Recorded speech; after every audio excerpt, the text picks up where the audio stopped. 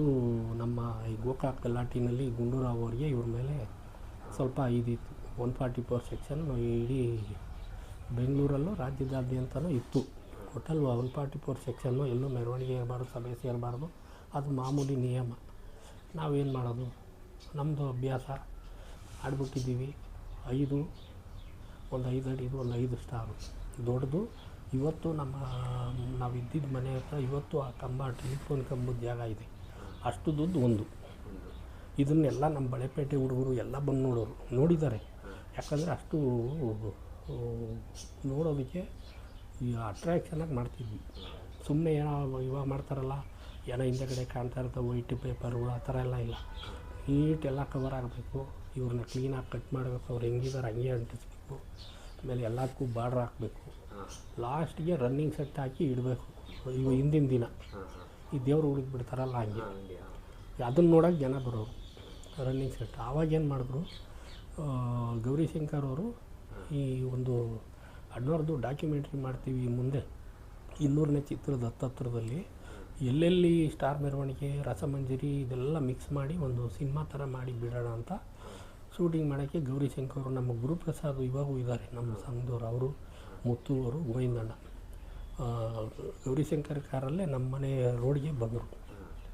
ಆಮೇಲೆ ಎಲ್ಲ ಅಲ್ಲಿಗೆ ತಂದುಬಿಡು ಸಂತೋಷ, ಅಲ್ಲಿಗೆ ತಂದುಬಿಡು, ಬೇಡ ದೊಡ್ಡದಾಗಲ್ಲ, ನಮ್ಮ ಆಸೆ ನಮ್ಮ ಥಿಯೇಟ್ರಿಗೆ ಅಂತ ಇರೋಣ ಬೇಡ ಅಂತ. ಅದನ್ನು ಹೋದರೆ ಪೊಲೀಸವರು ಹಿಂದೆ ಬಂದಿದ್ದರು, ನೀವು ಮೆರವಣಿಗೆ ಮಾಡೋಂಗಿಲ್ಲ, ಸಾಯಂಕಾಲದ ತಂದ್ಬಿಟ್ಟು ಒಳಗಡೆ ಇಟ್ಬಿಟ್ಟು ಬೆಳಿಗ್ಗೆ ಕಟ್ಬಿಡಿ ಅಂದರು. ಹಾಗೆಲ್ಲ ಮಾಡಲ್ಲ ಸರ್, ನಾವೇನು ಗಲಾಟೆ ಮಾಡಲ್ಲ, ಸೌಂಡ್ ಹಾಕಲ್ಲ, ತಮಟೆ ತರಿಸಲ್ಲ, ಸುಮ್ಮನೆ ಎತ್ಕೊಂಡು ಬರ್ತೀವಿ. ಬೇಕಾದ್ರೆ ಜೈ ಅಂತಲೂ ಕೂಗಲ್ಲ, ನೀವು ನಮ್ಮ ಜೊತೆನೇ ಇರಿ ಬೇಕಾದ್ರೆ ನೋಡಿ. ಪಾಪ ಬಂದರು, 8:30ಗೆ ನಮ್ಮ ರೋಡಿಗೆ ಬಂದಿದ್ದರು. ಬೇಗ ತಗೊಂಬಿಡ್ರಿ ಜನ ಬಂದು, ಸಾರ್ 1 ಗಂಟೆಗೆ ಶೋ ಇರೋದು, ಇರಿ ಸಾರ್ ನಾವು 11 ಗಂಟೆ ಹಂಗೆ ಎತ್ತೋದು. ಆಯ್ತು ಬರ್ತೀನಿ 11 ಗಂಟೆ ಅಂತ ಇಬ್ಬರು PC ಬಂದರು. ನಾವು ಎಲ್ಲ ನಮ್ಮ ಗಾಯತ್ರಿ ನಗರ, ನಾವು ಸುಬ್ರಹ್ಮಣ್ಯ ನಗರ, ಅವ್ರದ್ದು ಹೂನಾರ ಬರೋದು ಸುಬ್ರಹ್ಮಣ್ಯ ನಗರದ್ದು, ಜಯರಾಮ ಅಂತಿದ್ದ ಅವನು ಹೂನಾರ, ನಮ್ಮದು ಸ್ಟಾರು. ಎಲ್ಲ ತೆಗೆದು ಬ್ಯಾಗಲ್ಲಿ ಇಟ್ಕೊಂಡು, ಅವಾಗ ಟೆಂಪೋ ಬರೋಂಗಿಲ್ಲ 144 ಸೆಕ್ಷನ್. ಅವನ್ನ ಸೀಸ್ ಮಾಡಿಬಿಟ್ರೆ ಕೊಡಲ್ಲ ಇನ್ನು ಒಂದು DL ಎಲ್ಲ. ಅದಕ್ಕೆ ಅವ್ರು ಯಾರೂ ಬರಲಿಲ್ಲ ಟೆಂಪೋದವರು. ದೊಡ್ಡದನ್ನು ಎತ್ಕೊಂಡೇ ಹೋದ್ವಪ್ಪ. ಇವತ್ತು ಒದೆ ತಿಂದಿರೋರು ನಮ್ಮ ಹುಡುಗರುಗಳು ಇನ್ನೂ ಇದ್ದಾರೆ. ಥಿಯೇಟ್ರವ್ರಿಗೂ ಸುಮ್ಮನೆ ಬಂದರು. ನವರಂಗ್ ಸಿಗ್ನಲ್ ಹತ್ತೀವಲ್ಲ, ಇನ್ನೊಂದು 100 ಅಡಿ ಇರುವಾಗ ಶುರು ಮಾಡಿಬಿಟ್ರು ಅವ್ನು ಇನ್ಸ್ಪೆಕ್ಟ್ರಿಂದ. ನೀವು ಹೋಗಿ ಅವ್ರ ಜೊತೆ ಕರ್ಕೊಂಬರ್ತಾ ಇದ್ದೀನಿ, 144 ಸೆಕ್ಷನ್ ಇದ್ರು ಅಂತ ಅವ್ರ ಮೇಲೆ ಹೇಳ್ಬಿಟ್ಟು ಅವರು ಪಾಪಕ್ಕೆ ಅವ್ರು ಅಷ್ಟು ಬಿಡೋರು. ಒಬ್ಬರು ಹಿಂಗೆ ಕೆಳಕ್ಕೆ ಇಳಿಸ್ಲಿಲ್ಲ ಸ್ಟಾರ್ನ. ಸೀದಾ ನವರಂಗ್ ಒಳಕ್ಕೆ ಬಂದ್ಬಿಡಿ ಫಾಸ್ಟಾಗಿ ಹೋಗ್ಬಿಡೋಣ ಅಂತ, ಇರಿ ಸಾರ್ ಹೋಗ್ತಾಯಿದ್ವಿ, ಇರಿ ಸಾರ್ ಅಂತ ಹೊರಟೋದು ಒಳಕ್ಕೆ. ಅವನು ಅಲ್ಲಿಂದ ನನಗೆ ಇವತ್ತು ನಮ್ಮ ಥಿಯೇಟ್ರ್ ಮ್ಯಾನೇಜರ್ ಮುರಳಿಯವರಿದ್ದಾರೆ, ನೀನು ಹುಡುಕ್ತಾವನೆ ಅವ್ರು ಇಟ್ಕೊಂಡು ಹೋಗೋಕ್ಕೆ, ನೀನು ಶರ್ಟ್ ಬದಲಾಯಿಸ್ಬಿಟ್ಟು ಹೋಗ್ಬಿಡು, ಮೊದಲು ಟಿಕೆಟ್ ತೆಗೆದು ನಾನು ಕೇಳ್ಕೊಟ್ರು ನಿಮ್ಮ ಹುಡುಗರದು, ನೀನು ಆ ಕಡೆ ಎಲ್ಲರೂ ಸಿನಿಮಾಪನ ದೇವಸ್ಥಾನಕ್ಕೆ ಹೋಗ್ಬಿಡು, ನೀನು ಬೇರೆ ಒಂದು ಅವ್ನಿಗೆ ಹೇಳ್ಬಿಟ್ಟು ನಮ್ಮ ಇನ್ನೊಬ್ಬ ರವಿ ಅಂತಿದ್ದ ಅವ್ನು ವೈಟ್ ಈಸ್ಕೊಂಡು ನೀನು ಹಾಕೋ ಅಂದ್ಬಿಟ್ಟು ಮ್ಯಾಲೆ ಕರ್ಕೊಂಡೋಗಿ ಬೇರೆ ಜಾಗ ತೋರಿಸಿದ್ರು. ನೀನು ಹಿಂಗೆ ಹೋಗಬೇಡ, ಅವ್ನು ತೋರಿಸ್ತಾವ್ನ ಕೈ ನಿನ್ನ ಆ ರೆಡ್ ಶರ್ಟ್ ಹಾಕಿರೋ ಹಿಡ್ಕೊ ಅಂತ ಅಂದರು. ಆಯ್ತು ಬಿಡೋಣ ಅಂದ್ಬಿಟ್ಟು ಒಳಗೋಗಿ ಟಿಕೆಟ್ ಇಸ್ಕೊಂಡು ನಾವು ಹೋಗ್ಬಿಟ್ಟು ಆಮೇಲೆ ಅಲ್ಲೆಲ್ಲ ಆಚೆ ಹೋಗಿ ನವರಂಗಿಂದ ಮುಂದೆ ಸಿನಿಮಾಪನ ದೇವಸ್ಥಾನ ರೋಡ್ಗೆ ಹೋಗಿ ಎಲ್ಲರೂ ಅಲ್ಲಿ ಬನ್ನಿರಿ ಅಂತ ಒಬ್ಬರಿಗೆ ಹೇಳ್ಬಿಟ್ಟು ಹೊರಟಾದ್ವಿ. ಸೈಲೆಂಟಾಗಿ ಕರ್ಕೊಂಡು ಅಲ್ಲಿ ಬರ್ರಿ ಸ್ಟಾರ್ ಕಟ್ಬಿಟ್ಟು ಟಿಕೆಟ್ ಕೊಟ್ಟವ್ರೆ ಅಂತೇಳಿ ಅಲ್ಲಿ ಹೋದ್ಮೇಲೆ ಅಲ್ಲಿ ಹೋಗಿ ಟಿಕೆಟ್ ಹಂಚ್ಕೊಂಡು ಒಳಗೆ ಬಂದರೆ ಏನು ಒಳಗಡೆ ನಮಗಿಂತ ಜಾಸ್ತಿ ಪೊಲೀಸವರೇ ಇದ್ದಾರೆ.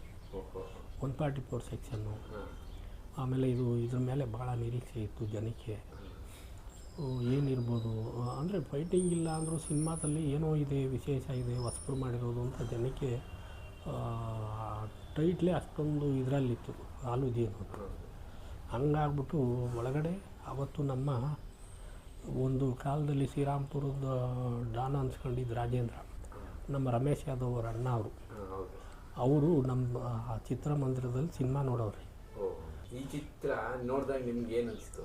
ಏನಪ್ಪ ಅಣ್ಣವ್ರು ಈ ಥರ ರೋಲ್ ಮಾಡೋರು, ಫೈಟ್ ಗಿಟ್ ಇಲ್ಲ ಏನಿಲ್ಲ, ಯಾವ ಥರ ಏನಾರು ನಿಮಗೆ ಆ ರೋಲು ಏನು ಮಾಡೋರು ಅಂದರೆ, ನಾವು ಅವಾಗ ಯಾರು ಮದುವೆಗಳಾಗಿದ್ದವರೆಲ್ಲ ಒಂದು ಗಂಡ ಹೆಂಡತಿ ಒಂದು ಸಂಬಂಧ, ಆ ಲಾಸ್ಟ್ ಒಂದು ಸೀನ್ ಬರುತ್ತಲ್ಲ, ಅಷ್ಟಕ್ಕೆ ಜನ ಒಂಥರ ಹತ್ಬಿಡ್ತಾರೆ. ಆಮೇಲೆ ಇವರು ಸೆಂಟ್ರಲ್ಲೆಲ್ಲ ನೋಡಿ ಒಂದು ಜೀವನ ನಡೆಸ್ಬೇಕಾದ್ರೆ ಎಷ್ಟೆಲ್ಲ ಸುಳ್ಳುಗಳು ಹೇಳ್ಕೊಂಡು ಸುಳ್ಳೇ ಹೇಳಲ್ಲ ಈ ಮನುಷ್ಯ ಇವರು ಅಂಥದ್ರಲ್ಲಿ ಆ ಸಿನಿಮಾದಲ್ಲಿ ಸುಳ್ಳೆಲ್ಲ ಹೇಳಿಸಿದ್ರು. ಅಂದರೆ ಕಾಮಿಡಿ ಥರನೇ ಇತ್ತು. ಅಂದರೆ ಜೀವನ ನಡೆಸಬೇಕಾದ್ರೆ ಏನೆಲ್ಲ ಸಾಮಾನ್ಯ ಬಡ ಕುಟುಂಬ ಹೇಗಿರ್ತಾರೆ ಅದನ್ನ ಹಂಗೆ ತೋರಿಸೋದು. ಆ ಮನುಷ್ಯ ಎಷ್ಟು ಕಷ್ಟ ಬೀಳ್ತಾನೆ, ಕಾಯಿಲೆ ಬಂದರೆ ಅವನಿಗೆ ಮಿಡ್ಲ್ ಕ್ಲಾಸವನು ಏನೆಲ್ಲ ಅನುಭವಿಸ್ಬೋದು ಅನ್ನೋದನ್ನು ಒಂದು ಸಬ್ಜೆಕ್ಟು. ಆಮೇಲೆ ಹೆಂಡತಿ ಮೇಲೆ ಇರುವಂಥ ಒಂದು ಪ್ರೀತಿ, ಆಮೇಲೆ ಹೆಂಗೆ ಯಾರನ್ನೂ ಎಲ್ಲೂ ಯಾರಿಗೂ ಮೋಸ ಮಾಡ್ದಂಗೆ ಜೀವನ ಹೆಂಗೆ ನಡೆಸ್ಬೋದು ಅಂತ ಎಲ್ಲನೂ ಅದರಲ್ಲಿ ತೋರಿಸಿದ್ದಾರೆ. ಆಮೇಲೆ ಹಾಡುಗಳು ಬಿಡಿ ಸೂಪರ್ ಹಿಟ್ ಸಾಂಗ್ ಮಾಡಿದ್ರು. ಸ್ವಲ್ಪ ನಮಗೂ ಎಲ್ಲ ಕಾಮಿಡಿನೂ ತೋರ್ಸಂಗೆ ಮಾಡಿದ್ರು. ಆ ಸಿನಿಮಾ 100 ದಿವಸ ಆಯಿತು. ಸಂತೋಷು ಎಲ್ಲ ಕಡೆಯೂ 50-70 ದಿವಸ ಹಿಂಗೆಲ್ಲ ಬಂತು. ಇದೇ ನಮ್ಮ ಬೆಂಗಳೂರು ವುಡ್ಲ್ಯಾಂಡ್ಸಲ್ಲಿ 100ನೇ ದಿನದ ಫಂಕ್ಷನ್ ಅಲ್ಲೇ ಮಾಡಿದ್ರು, ಶತದಿನೋತ್ಸವ. ಆವತ್ತು ಒಬ್ಬ ಹಣ್ಣು ಮಾರೋನು ಮುಸ್ಲಿಂ ಹುಡುಗ ಇದ್ದ ನಮ್ಮ ಮೆಜೆಸ್ಟಿಕ್ಕಲ್ಲಿ. ಅವನು ಪ್ರತಿ ಹೋಗಿ ಬಂದು ಟಿಕೆಟ್ ಮ್ಯಾನೇಜರ್ ಹತ್ರ ಸೈನ್ ಹಾಕ್ಸ್ಕೊಂಡು ತಂದು 100 ಸತಿ ನೋಡಿದ್ದು ಟಿಕೆಟ್ನೆಲ್ಲ. 25 ವಾರ ಆಗೋವರೆಗೂ ನೋಡಿದ್ದೆ ಅಂತ ಅಲ್ಲ, ಆವಾಗ 100 ದಿನದ ಶತದಿನೋತ್ಸವಕ್ಕೆ ಅವತ್ತು ತಂದು 100 ದಿನ ನೋಡಿರೋ ಅಷ್ಟು ಟಿಕೆಟ್ನ ತಂದು ತೋರಿಸ ಅವ್ರಿಗೆ ಇವರೇ ಒಂದು ಹಾರ ಹಾಕಿದ್ರು. ಅವನು ಸೇಬ್ದು ಹಾರ ತಂದು ಅವ್ರಿಗೆ ಹಾಕ್ತ. ಕೇಳಿದ್ದೆ ನಾನು, ನಾವೇ ನೋಡಿದ್ವಿ ಕಣ್ಣಿಂದ. ಆವತ್ತೇನು ಹೇಳಿದ್ರು ಅಂದರೆ, ಈ ಕಾಮನ ಬಿಲ್ಲು ಮುಂದೆ ಮಾಡೋದನ್ನು ಅವತ್ತೊಂದು ಸ್ವಲ್ಪ ಹೇಳಿದ್ರೆ ಏನು ಗೊತ್ತಾ, ನೀವು ಈ ಒಂದು ಯೋಗಾಸನ ಮಾಡಿ ಮನಸ್ಸನ್ನು ಒಂದು ಸೀಮಿತದಲ್ಲಿ ಇಡುತ್ತೆ. ಸ್ವಲ್ಪ ನೀವು ದಂಡಿಸ್ಬೇಕು. ಬೆಳಿಗ್ಗೆ 4 ಗಂಟೆಗೆ ಎದ್ದೇಳಿ ಯುವಕರು, ಬೆಳಿಗ್ಗೆ ಎದ್ದು ಸ್ವಲ್ಪ ಮನಸ್ಸನ್ನು ಗಟ್ಟಿ ಮಾಡಿ ದೇಹನ ದಂಡಿಸಿ ನೀವು ಮುಂದೆ ಭಾಳ ದಿವಸ ಆರೋಗ್ಯವಾಗಿರ್ಬೋದು, ಎಲ್ಲ ಮಾಡ್ಬೋದು. ಇದು ಮುಂದೆ ನಿಮಗಿದೆಲ್ಲ ನಿಮಗೆ ಒಂದು ದಿವಸ ಅದ್ರ ಬಗ್ಗೆ ನಿಮ್ಗೇನು ಪ್ರಯೋಜನಗಳು ಅನ್ನೋದು ಮುಂದಿನ ದಿನಗಳಲ್ಲಿ ಗೊತ್ತಾಗುತ್ತೆ ಅಂದಿದ್ರು. ನಾವು ಆವಾಗಿಂದ ಎಲ್ಲೂ ಸಿನಿಮಾ ನೋಡಿರ್ಲಿಲ್ವಲ್ಲ, ಕಾಮನ ಬಿಲ್ಲು ಬಂದಮೇಲೆ ಶುರು ಮಾಡಿದ್ದು. ಅವ್ರು ಅಲ್ಲೇ ಒಂದು ಸ್ವಲ್ಪ ನಮಗೆ ಇದು ಕೊಟ್ಟರು, ಸೂಚನೆ ಮಾಡಿದ್ದೀನಿ ಅನ್ನೋದನ್ನು. ಮತ್ತು ಇದು ಸಂತೋಷದ್ದು ಒಂದು ಗಲಾಟೆನೂ ಆಗೋಯ್ತು. ಏನದು ಯಾವ ಗಲಾಟೆ ಅಂತ? ಅದೇ ಕಟೌಟ್ದು ಮತ್ತು ಥಿಯೇಟ್ರ್ ಕೊಡಲ್ಲ ಅಂತ ಹೇಳಿದ್ದು. ಅದೇ ಅವಾಗ ಹಿಂದಿವರೆಗೂ ಅಬ್ಬರ ಆಯಿತು. ಆವಾಗ ಸಂತೋಷ್ ಇಂಥ ದೊಡ್ಡ ಥಿಯೇಟ್ರ್ ಇವರು ಕೊಟ್ಬಿಟ್ರೆ ನಾಳೆ ಅವ್ರದ್ದೇನು ಅಂದರೆ ಹಿಂದಿವರೆದು ನರ್ತಕಿ ಸಂತೋಷು, ತ್ರಿವೇಣಿ ಇವೆಲ್ಲ ಅವರ ಸುತ್ತಲ್ಲಿದ್ದು. ಅದ್ರ ಜೊತೆ ಸಂತೋಷಲ್ಲಿ ಅವಾಗ ಅಮಿತಾಬ್ ಬಚ್ಚನ್ ಪಿಕ್ಚರ್ ಅವ್ರದ್ದು ನಮ್ಮ ಕಲಾಲ್ ಓಡ್ತಾ ಇರ್ಬೇಕಾದ್ರೆ ಅದನ್ನು ತೆಗೆದು ನಮ್ಮ ಕಲಾಲ್. ಹೌದು, ಗಲಾಟೆ ಆಗಿ ನಮ್ಮ ಕಲ್ಲಲ್ಲೇನು ಅಂಥ ಹಿಟ್ ಸಿನಿಮಾ ಅಲ್ಲ ಅದು.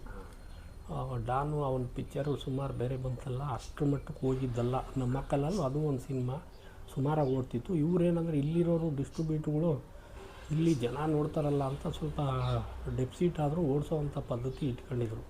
ಅದಕ್ಕೇನು ಮಾಡಿದ್ರು, ರಾಜ್ಕುಮಾರ್ಗೆ ಥಿಯೇಟ್ರ್ ಕೊಡಲ್ವಲ್ಲ, ಇವರು ಬಲವಂತವಾಗಿ ತಗೊಂಡೋಗಿ ಕಟೌಟ್ ಹಾಕ್ಬಿಟ್ರು ಮೊದಲೇ. ಆ ಕಟೌಟ್ ಮಾಡಿದವರು ನಮ್ಮ ಹೈದ್ರಾಬಾದು ಅಂಬಾಜಿ ಅಂತ, ಇವ್ರು ಯಾರೂ ಮಾಡಲಿಲ್ಲ. ನಮ್ಮ ಬೆಂಗಳೂರು ರಾಜಾಡ್ಸ್ ಗಂಗಾಧರವ್ರು ಕೊಟ್ಟರು.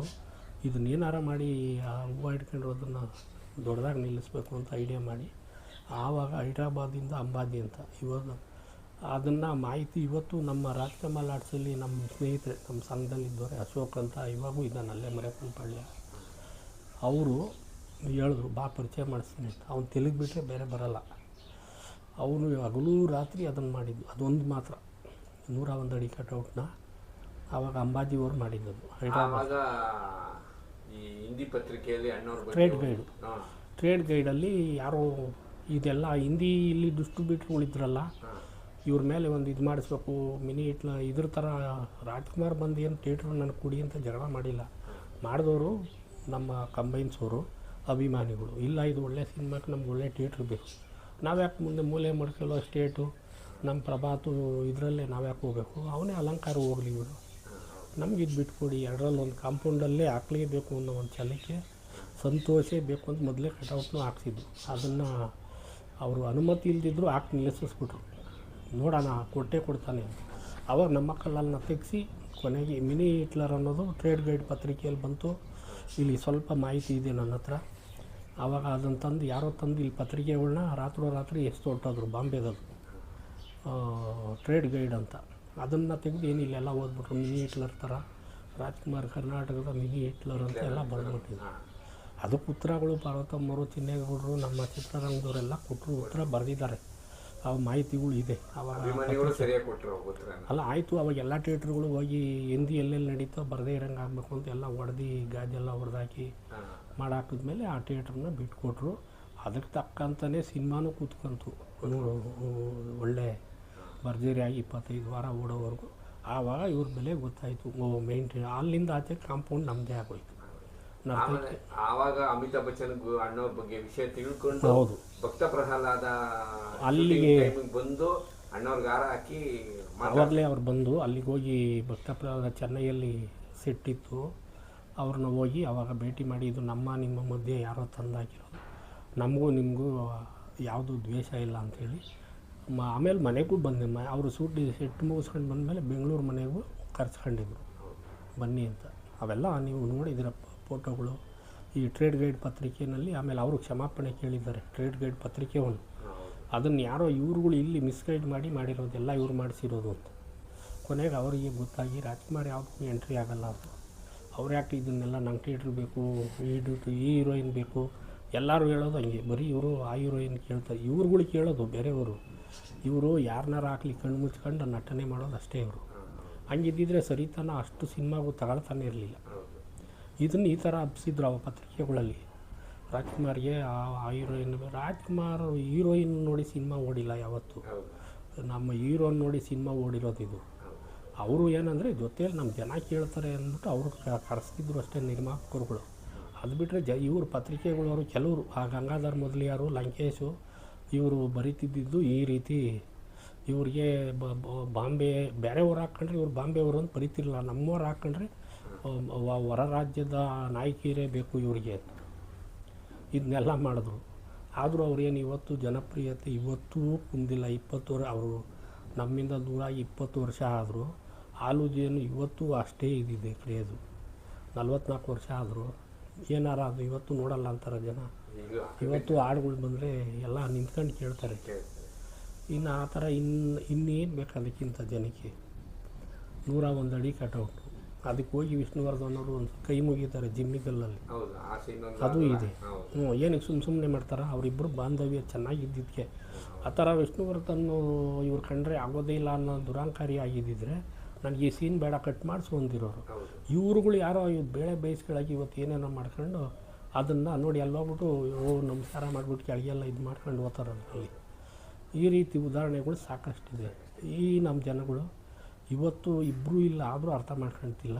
ಏನಂದರೆ ಇವ್ರುಗಳನ್ನ ಜನ ಮರ್ತು ಬಿಡ್ತಾರೆ ಅಂತ ಎಚ್ಚರಿಸೋದಕ್ಕೆ ಅಪಪ್ರಚಾರ ಮಾಡ್ತಿರೋದು ಅಷ್ಟೇ. ಒಟ್ಟಿನಲ್ಲಿ ಒಂದು ಅದ್ಭುತವಾದ ಚಿತ್ರ ಆಲೂಜನ್. ಹೌದು, ಅಂತ ಒಂದು ಅದ್ಭುತವಾದ ಚಿತ್ರದ ಕೆಲವು ನೆನಪುಗಳನ್ನ ಹಂಚ್ಕೊಂಡಿದ್ದಕ್ಕೆ ನಿಮಗೆ ತುಂಬ ಹೃದಯದ ಧನ್ಯವಾದಗಳು ರಾಜಣ್ಣ ಅವರೇ. ನಮಗೆ ಗೊತ್ತಿರೋ ಅಂಥದ್ದು ನಾವು ಹೇಳಿದ್ದೀವಿ. ಇನ್ನು ಮುಂದಿನ ಇದರಲ್ಲಿ ಅವ್ರ ಬಗ್ಗೆ ಇನ್ನು ಮುಂದಿನ ಚಿತ್ರಗಳದನ್ನು ನಾವು ಈ ಮುಂದೆ ಹೋಗ್ತಾ ಅವ್ರದ್ದು ಇನ್ನೂ ಭಾಳ ಚೆನ್ನಾಗಿರೋ ಚಿತ್ರಗಳು ಬಂತು.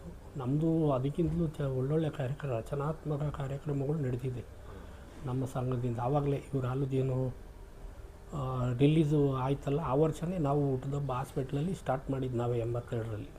ಆಮೇಲೆ ನಾನು ಇನ್ನೊಂದು ಕೇಳಿದೆ, ಆಲೂಜೇನು ಕಟೌಟ್ ಮೇಲೆ ಹಾಲು ಮತ್ತು ಜೇನು ಹೋಯ್ತು, ಅದು ಬಳೆಪೇಟೆ ಸರ್ಕಲ್ವರೆಗೂ ಹೋಗಿತ್ತು. ಅದು ಉಪ್ಪರಪೇಟೆ ಪೊಲೀಸ್ ಸ್ಟೇಷನ್ ಮುಂದೆಯಿಂದನೇ ಹೋಗ್ಬೇಕು, ಮೆಜೆಸ್ಟಿಕ್ ಮುಂದೆ. ಹಂಗೂ ಹೋಗಿ ಮುಂದೆ ಕಡೆ ನರಸಿಂಹಸ್ವಾಮಿ ದೇವಸ್ಥಾನ ಆ ಕಡೆ ಡೌನ್ ಕೊಟ್ಟಾಗಿತ್ತು. ಇವ್ರು ಏನಕ್ಕೋ ಹೋದಾಗ ಆ ಕಡೆ ಈ ಥರ ನಿಲ್ಸೋರೆ ಅಂದಾಗ ಅಣ್ಣವರೇ ಹೋಗಿದ್ದಾರೆ ಆ ಕಡೆ. ಏನಿದೆಲ್ಲ ಹಿಂಗೆ ಹೋಗಿದೆ ಅಂದಾಗ ಹಿಂಗೆ ಈ ಥರ ನಿಮ್ಮ ಇದಕ್ಕೆ ಆಲೂಜೇನು ಒಂದು ಇದಕ್ಕೆ ಮ್ಯಾಲಿಂದ ಹಾಲು ಅಲ್ಲಿಂದನೇ ಕಟೌಟ್ಗೆ ಹಾಲು ಸುರಿಯೋಂಥ ಪದ್ಧತಿ ಹುಟ್ಟಿದ್ದೆ ಅಲ್ಲಿಂದ. ಹಾಲು ಹಾಕಿದ್ದು ಉಯ್ದಿದ್ದು ಮೆಜೆಸ್ಟಿಕ್ ಥಿಯೇಟ್ರಲ್ಲಿ, ಸಂತೋಷ್ ಥಿಯೇಟ್ರಲ್ಲಿ ಕಟೌಟಿಂದ ಬೀಳೋಷ್ಟೊಳಗೇ ಒಂದು 10-20 ಲೀಟ್ರ್ ಅಲ್ಲೇ ಎಲ್ಲ ಹೋಗ್ಬಿಡುತ್ತೆ. ಆದರೂ ಬಳೆಪೇಟೆವರೆಗೂ ಹೋಗಿದೆ ಅಂದರೆ ಇನ್ನು ಎಷ್ಟು ಉಯ್ದಿರ್ಬೋದು ಅಂತ ಅಲ್ಲಿಂದ ಎಲ್ಲರೂ ಶುರು ಮಾಡ್ಕೊಂಡ್ರು. ಗೊತ್ತಾಗಿ ಅವರೇನೆ ಏನಕ್ಕೋ ಬಂದಾಗ ಏನು ಇಲ್ಲೆಲ್ಲ ಈ ಥರ ಇದೆ ಅಂತ ಅವ್ರನ್ನ ಚಿನ್ನೇಗೌಡರು ಯಾರೋ ಜೊತೆಯಲ್ಲಿದ್ದವ್ರು ಕೇಳಿದ್ರಂತೆ. ಇಲ್ಲ ಈ ಥರ ನಿಮ್ಮ ಕಟೌಟ್ ನೋಡ್ಬಿಟ್ಟು ಆಲೂಜೇನು ಒಂದಿಕ್ಕೆ ಹಾಲನ್ನ ಅಭಿಷೇಕ ಮಾಡೋರೆ, ಇದೆಲ್ಲ ಮಕ್ಕಳಿಗೆ ಕೊಡಿ, ಈ ಥರ ರೋಡ್ಗೆಲ್ಲ ನೋಡಿ ವೇಸ್ಟ್ ಆಯಿತು, ಎಷ್ಟೊಂದು ಹೋಯ್ತು, ಪ್ರಾಣಿಗಳಿಗೂ ಇಲ್ಲ ಮನುಷ್ಯರಿಗೂ ಇಲ್ಲ, ಈ ಥರ ಎಲ್ಲ ಮಾಡಬೇಡಿ ಹೇಳಿ ಅವರಿಗೆ. ಅಭಿಮಾನಿಗಳು ಕರೆದು ಯಾರು ಹೇಳಿದ್ರೆ ಕೇಳ್ತಾರೆ. ಒಂದಲ್ಲೊಂದು ಪೋಸ್ಟ್ ಹಾಕಿದ್ರೆ ಅದಕ್ಕೂ ಅರ್ಧ ಲೀಟ್ರ್ ತಗೊಂಡೋಗಿ ಹಾಕೊಂಡು ಹೊಡಿತಾರೆ. ಅದು ಅವರವರ ಅಭಿಮಾನ. ಅಂದರೆ ಪ್ರಥಮ ನಮ್ಮದು, ಯಾರು ಏನೇ ಹೇಳ್ಬೋದು. ಇವರು ಹೇಳ್ಕೊಂತಾರೆ ನಮ್ಮ ಯಜಮಾನ್ರೆ ಇದಕ್ಕೆಲ್ಲ ಪ್ರಥಮ, ಅದೆಲ್ಲ ಸುಳ್ಳು. ಅವರೇ ಮ್ಯಾಲಿದ್ದಾನೆ, ಅವ್ರಿಗೆ ಒಂದು ಸರಿ ಒಂದು ಒಳ್ಳೆಯ ಆಶೀರ್ವಾದ ಮಾಡ್ತಾರೆ. ಬುದ್ಧಿ ಕಲೀರಿ ನನ್ನ ಮಕ್ಕಳ, ಇವತ್ತೂ ಈ ಪ್ರಥಮಗಳಿಗೆಲ್ಲ ಅವರೇ ಪ್ರಥಮ, ಯಾರೂ ಇಲ್ಲ ಅವ್ರು ಬಿಟ್ಟರೆ. ಅವ್ರನ್ನ ನೋಡಿ ಇವರೆಲ್ಲ ಮಾಡಿರೋದು. ಅವ್ರು ಎಷ್ಟು ಒಂದು 100 ಫೋಟೋಗಳೆಲ್ಲ ಅವ್ರ ಜೊತೆ ಇದ್ದಾರೆ, ಯಜಮಾನ್ರ ಜೊತೆ. ಇವ್ರುಗಳು ಹಾಕ್ಕೊಳ್ಳೋದು ನಮ್ಮ ಯಜಮಾನ್ರು. ನಿಮ್ಗೆ ಯಜಮಾನ ಆದರೆ ಇವ್ರು ಕರ್ನಾಟಕಕ್ಕೆ ಯಜಮಾನ. ಇವರು ಇದು ಈ ಜನಕ್ಕೆ ಗೊತ್ತಿಲ್ಲ. ಸರಿ ರಾಜಣ್ಣವರೇ, ಒಂದು ಅದ್ಭುತವಾದ ಚಿತ್ರದ ಬಗ್ಗೆ ಮಾತಾಡಿದ್ರೆ ನಿಮಗೆ ತುಂಬ ಧನ್ಯವಾದಗಳು. ನಿಮಗೂ ನಮಸ್ಕಾರ. ರಾಜಣ್ಣವರ ಅದ್ಭುತವಾದ ಮಾತುಗಳು. ಮತ್ತೆ ಇಲ್ಲಿ ನೋಡಿ, ಇನ್ನೊಂದು ಹೇಳ್ತೀನಿ, ಇದನ್ನ ಕೆಲವರು ಮಿಸ್ಅಂಡರ್ಸ್ಟ್ಯಾಂಡಿಂಗು ಮಾಡ್ಬೋದು. ನಾನು ಅದಕ್ಕೆ ಇವಾಗ ಮತ್ತೆ ಆ ಫೋಟೋನ ತೋರಿಸ್ತೀನಿ ನಿಮಗೆ. ರಾಜಣ್ಣವರು ಅಣ್ಣವರು ಏನ್ ಮಾಡ್ತಾರೆ, ಅಲ್ಲಿ ವಿಷ್ಣುವರ್ಧನ್ ಅವ್ರ ಶೂಟಿಂಗ್ ನಡೀತಾ ಇದೆ, ಅವ್ರನ್ನ ಕರ್ಕೊಂಬನ್ನಿ, ಜನಗಳೆಲ್ಲ ಇದ್ದಾರೆ, ಒಟ್ಟಿಗೆ ನಮ್ಮಿಬ್ಬರು ದರ್ಶನ ಆಗ್ಬಿಡ್ಲಿ ಜನಗಳಿಗೆ ಅಂತ ಬಿಟ್ಟು ಅಣ್ಣವ್ರು ಹೇಳ್ತಾರೆ.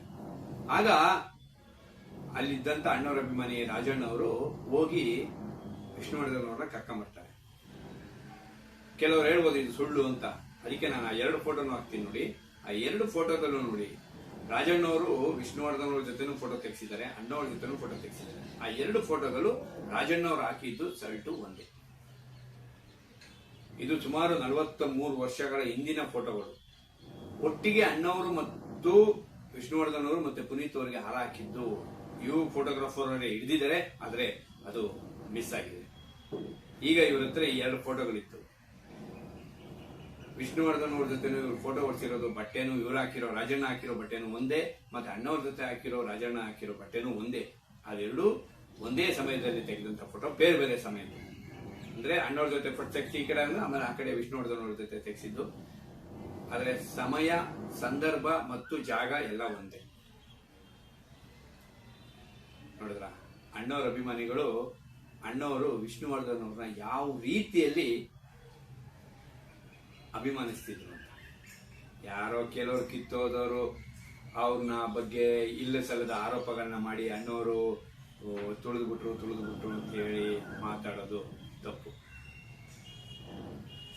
ಬನ್ನಿ ಸ್ನೇಹಿತರೆ, ಹೀಗೆ ಇನ್ನು ಹಲವಾರು ಅಣ್ಣವರ ವಿಚಾರಗಳನ್ನು ಮತ್ತೆ ಕನ್ನಡ ನಾಡು ನುಡಿಯ ವಿಚಾರಗಳನ್ನು ನಾನು ಹಾಕ್ತಾ ಇರ್ತೀನಿ.